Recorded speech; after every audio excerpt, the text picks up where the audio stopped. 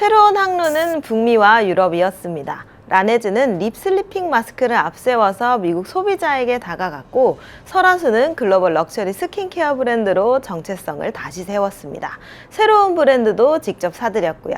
2024년 아모레 퍼시픽의 미주 매출은 처음으로 중화권의 매출을 넘어섰는데요. 2025년 그룹의 영업이익도 2019년 이후에 가장 높은 수준으로 회복됐습니다.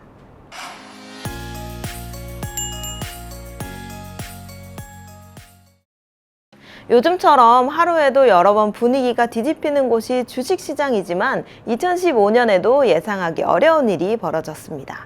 2015년 7월 2일 서경배 아모레퍼시픽 회장이 이건희 삼성 회장을 제치고 국내 보유 주식가치 1위에 올랐습니다. 설화수와 라네즈, 또 중국에서 팔린 이니스프리의 성과와 기대감이 쌓이면서 그의 주식가치가 12조 원을 넘어섰습니다. 하지만 왕자는 닷새 만에 사라졌습니다. 아모레퍼시픽의 주가가 하루 만에 10% 넘게 떨어지면서 서 회장의 주식 가치도 약 1조 4천억 원 줄었습니다. 주식시장에서 벌어진 짧은 소동이었지만 돌이켜보면 아모레퍼시픽의 다음 10년을 미리 보여준 장면이기도 했습니다. 중국에서 전성기를 맞은 회사는 곧 긴 침체에 빠졌고, 서경배 회장은 자신을 왕좌에 올린 성공 공식부터 지워야 했습니다. 화장품으로 한국 최고의 주식 부자가 된 남자, 또 중국을 넘어서 다시 세계 지도를 펼친 남자. 오늘 피플앤스토리에서는 아모레퍼시픽 서경배 회장의 이야기를 살펴보겠습니다. 저는 더벨 SR본부 허인혜입니다. 아모레퍼시픽의 시작에는 서경배 회장의 할머니인 윤독정 여사가 있었습니다. 1930년대 개성에서 윤 여사는 동백열매로 머릿기름을 만들어 팔았습니다. 좋은 동백열매를 구하기 위해서 남쪽 지방에서 올라오는 상인들을 수소문했다고 해요. 기름은 고운 배에 여러 차례 걸렀습니다. 아들인 서성환 창업주는 어머니의 일을 도우면서 화장품을 만드는 법과 또 파는 법을 배웠습니다. 해방을 맞은 1945년에는 태평양 화학공업사를 세웠습니다. 태평양이라는 이름에는 더 넓은 세계로 나아가겠다는 뜻을 담았습니다. 1960년대에 방문 판매 전용 브랜드의 이름을 직원들에게 공모했습니다. 선정된 이름이 아모레였는데요. 당시 유행했던 노래인 아모레 미오에서 따온 말로 나의 사랑이라는 뜻이었죠. 서경배 회장은 서성환 창업주의 차남으로 태어났습니다. 연세대학교 경영학과와 미국 코넬대학교 경영대학원을 거쳐서 1987년에 태평양 화학에 입사했습니다. 당시에 태평양은 증권과 전자, 또 패션, 건설로 사업을 넓혔고요. 스포츠단도 운영했습니다. 외형은 커졌지만 본업인 화장품의 경쟁력이 약해지고 있었습니다. 서성환 창업주와 서경배 회장은 회사를 처음부터 다시 시작한다면 무엇을 할 것인지를 고민했습니다. 서성환 창업주의 답이 분명했는데요. 병상에서 아들의 손을 잡고 경배야, 화장품에 승부를 걸어야 한다. 나는 다시 태어나도 화장품을 할 거다 라고 말했죠. 태평양은 비화장품 사업을 차례로 정리했습니다. 서경배 회장의 경영 수업도 새로운 사업에 도전하는 것보다 선대가 벌인 사업을 줄이고 또 화장품에 집중하는 과정에서 이뤄졌습니다. 1997년 3월에는 34세 서경배 회장이 당시 태평양 대표이사 사장에 올랐습니다. 그해 말 한국은 외환위기를 맞았죠. 그가 물려받은 것은 완성된 화장품 왕국은 아니었습니다. 구조조정을 마무리하고 또 본업의 경쟁력을 되살려야 하는 회사였죠. 서경배 회장은 아버지가 남긴 답을 따라갔습니다. 화장품을 고를 때 성분이나 효능만큼이나 브랜드에 눈길이 가죠. 화장품은 그저 소모품이라기보다는 아름다움이라는 무형적 가치를 사는 일이기도 하니까요. 아모레퍼시픽의 브랜드 이름에는 당시 여성들이 꿈꾸던 삶과 회사가 만들고 싶었던 이미지가 담겨 있었습니다. 서경배 회장이 대표에 오른 1997년에는 설화수가 출시됐습니다. 설화수는 눈 속에서도 꽃을 피우는 매화의 생명력을 뜻합니다. 1991년 출시한 마몽드는 프랑스어로 나의 세계를 뜻합니다. 첫 광고 문구도 나의 삶은 나의 것이었습니다. 1994년 출시한 라네즈는 프랑스어로 눈이라는 뜻입니다. 수분 화장품으로 출발해서 영화처럼 사는 여자라는 광고로도 이름을 알렸습니다. 아모레퍼시픽은 제품의 기능에만 집중하진 않았습니다. 마몽드는 독립적인 여성의 세계를, 또 라네즈는 영화 같은 삶을, 설화수는 쉽게 시들지 않는 아름다움을 팔았습니다. 이 전략은 매출에 직접적인 영향을 미쳤는데요. 서경배 회장 취임 직전인 1996년 6,462억 원이었던 그룹의 매출은 2016년 6조 6,976억 원으로 늘었습니다. 영업이익은 522억 원에서 1조 원을 넘어섰습니다. 2015년 설화수는 국내 화장품 단일 브랜드 최초로 매출 1조 원을 돌파했습니다. 하루에도 쿠션 여러 번 쓰시죠? 이 쿠션이 주차 도장에서 출발한 뷰티템이라는 사실 알고 계신가요? 요즘 팩트를 열어서 얼굴을 가볍게 두드리는 것만으로도 선크림과 메이크업을 함께 고칠 수 있습니다. 하지만 2000년대 중반까지만 해도 액체 파운데이션이나 선크림을 손에 덜어서 얼굴에 펴 바르는 것이 일반적이었습니다. 화장한 얼굴에 선크림을 다시 바르면 화장이 밀리죠. 아모레퍼시픽 연구진도 같은 문제를 고민했습니다. 화장을 망치지 않으면서 수시로 덧바를 수 있는 자외선 차단제를 만들 수는 없을까? 연구진은 액체 잉크를 머금고도 누르기 전에는 흐르지 않는 주차 확인 도장의 스펀지에 주목했습니다. 액체 화장품을 스펀지에 담아서 도장처럼 찍어 바르면 어떨까?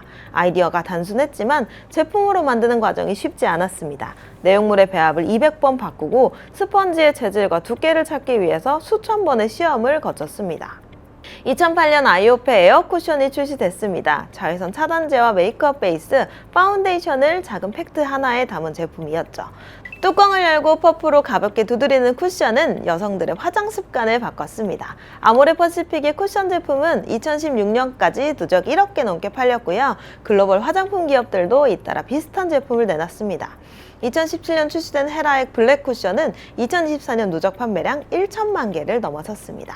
서경배 회장 시대에 나온 가장 상징적인 메가 히트작이었죠. 저도 지금까지 수십 개의 쿠션을 써봤을 텐데요.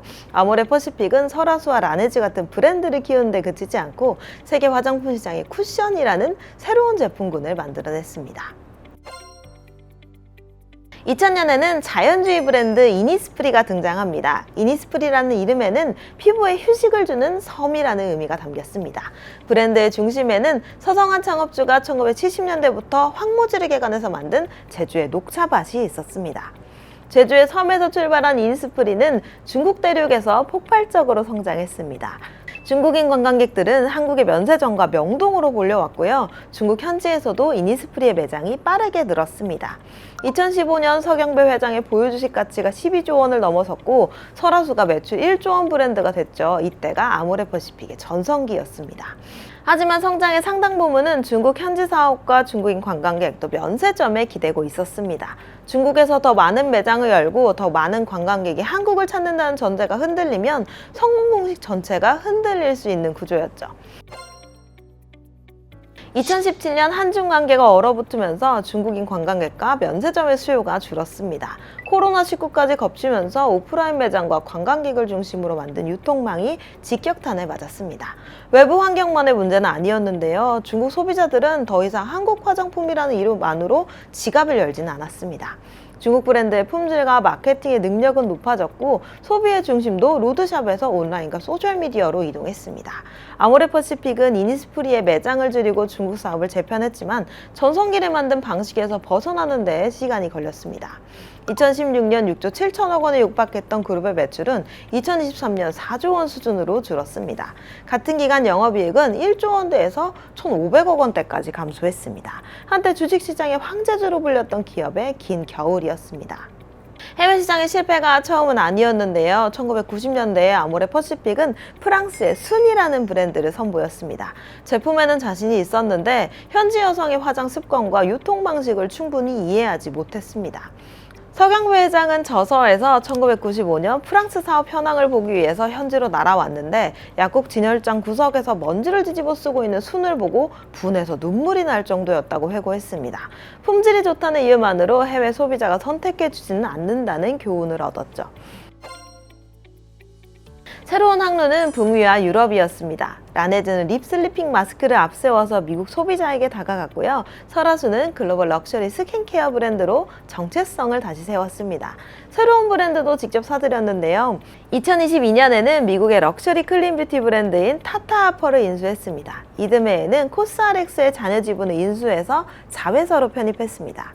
코스RX는 화장품을 뜻하는 코스메틱과 처방을 뜻하는 RX를 합친 이름입니다. 오프라인 매장과 유명 배우를 앞세운 광고보다는 성분과 온라인 후기, 또 아마존과 소셜미디어를 통해서 성장했던 브랜드였습니다. 아모레퍼시픽이 중국에서 성공했던 방식과는 상당히 달랐죠. 2024년 아모레퍼시픽의 미주 매출이 처음으로 중화권의 매출을 넘어섭니다. 2025년 그룹의 영업이익도 2019년 이후에 가장 높은 수준으로 회복됐습니다. 중국을 완전히 포기한 것은 아닙니다. 의존도를 낮추고 사업을 정리한 뒤에 중국에서도 다시 수익을 내기 시작했습니다. 서경배 회장에게는 두 딸이 있습니다. 승계의 중심에는 오랫동안 장녀인 서민정 씨가 있었습니다.